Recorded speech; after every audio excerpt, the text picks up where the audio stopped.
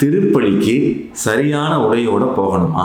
இயேசு கிறிஸ்துவுக்குள் பிரியமான ஆராதனை டிவி நண்பு நெஞ்சங்களே, ராமேஸ்வரம் இந்திய நாட்டின் கடைசி பங்கு கடைகோடியாக இருக்கிற ராமேஸ்வரத்துல சூசையப்பர் கோயில் இருக்கு. அந்த கோயில்ல ஒரு முறை ஜெபக்கூட்டம் வைக்க போறதுக்கு முன்னாடி பார்த்தேன், அங்க உள்ள பங்கு தந்தை ஒரு அறிவிப்பு போட்டிருக்காரு. ஆண்கள் கைலி அணிந்து உள்ளே வர வேண்டாம். அருமையான அறிவுரை. அன்பு நெஞ்சங்களே, இன்னைக்கு அநேக ஆண்கள் கவனக்குறைவினால ஏனோ தானமின்றி நீங்க தூய்மையான உடை அணியாமல் திருப்பலிக்கு செல்கின்றீர்கள். இது கண்டிக்கத்தக்கது. அதே போல பெண்கள், நீங்கள் அலங்காரத்தோடும் தொங்கலாடையோடும் உங்களுடைய ஆடம்பரத்தை காண்பிப்பதற்காக நீங்கள் திருப்பலிக்கு தேவையற்ற உடைகளை அணிகின்றீர்கள். இதுவும் கண்டிக்கத்தக்கது.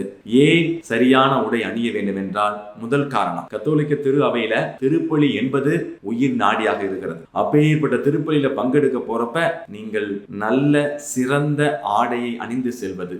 ஏனென்றால் அங்கு நீங்க யாரை பார்க்க போறீங்க?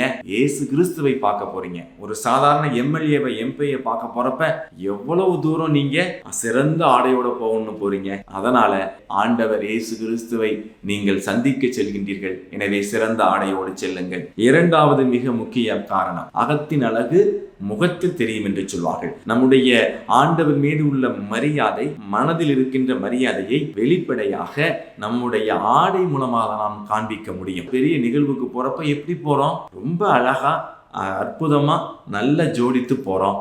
அன்புக்குரியவர்களே, தேவையற்ற ஆடம்பரத்தை வெறுத்துட்டு தேவையுள்ள சரியான ஆடை, அந்த தூய்மையை நாம் கடைபிடிக்க வேண்டும்.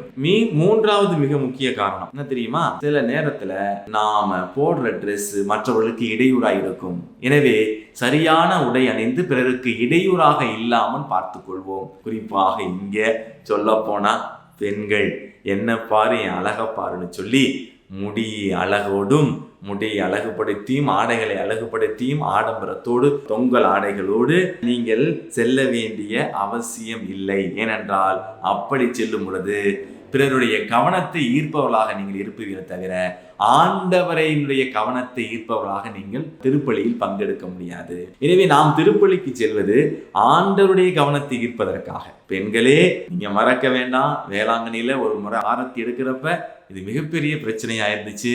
எனவே நீங்கள் தகுந்த உடையோடு, நல்ல அடக்க ஒடுக்கத்தோடு ஆடை அணிந்து திருப்பலியில் பங்கெடுக்க உங்களை அன்போடு கேட்டுக்கொள்கின்றேன். திருப்பலியில் சரியான உடை அணிந்து பங்கெடுக்க உங்களை அன்போடு வாழ்த்துகிறோம். இயேசுவுக்கே புகழ், இயேசுவுக்கே நன்றி. மரியே வாழ்க.